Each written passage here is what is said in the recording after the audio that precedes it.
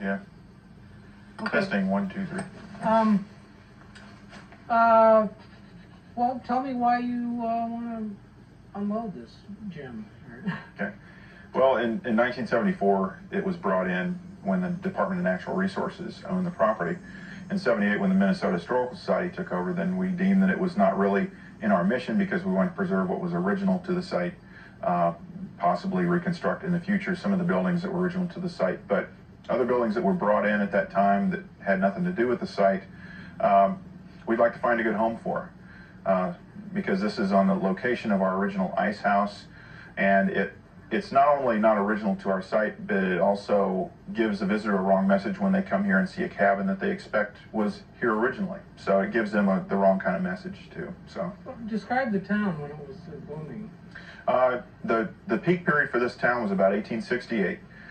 Just after the Civil War, there was about 100 people living here, all kinds of trades being represented.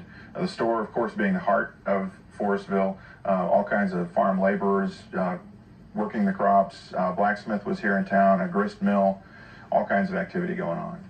But after the railroad bypassed this town in '68, then it started to die, just like a lot of towns all over the upper Midwest. So. And I'm just jumping around. Describe what's unique about the cabin? Well, this cabin is strictly a Norwegian immigrant cabin.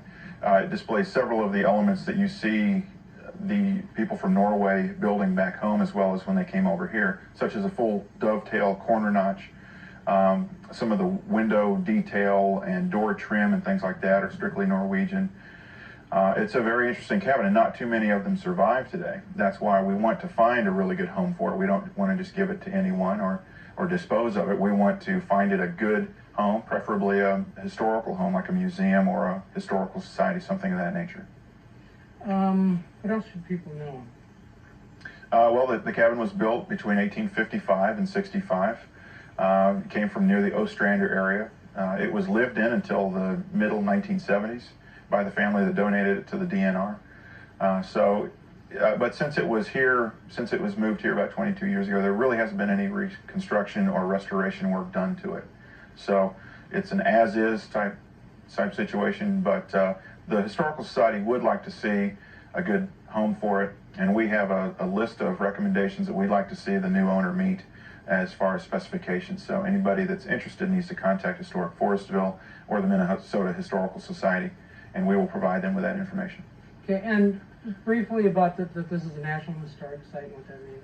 Yeah, we are on the National Register of Historic Places, and this site is a part of the Minnesota Historical Society. So we have had the property for about 18 years now, but we're just trying to preserve it, and this is a unique site because we have not only store elements, but we also have the farming community represented, home life, very nice home represented here. So the public can come here and see a good cross-section of 19th century rural life. Yeah, what year is this? The year that we portray here at Historic Forestville is 1899.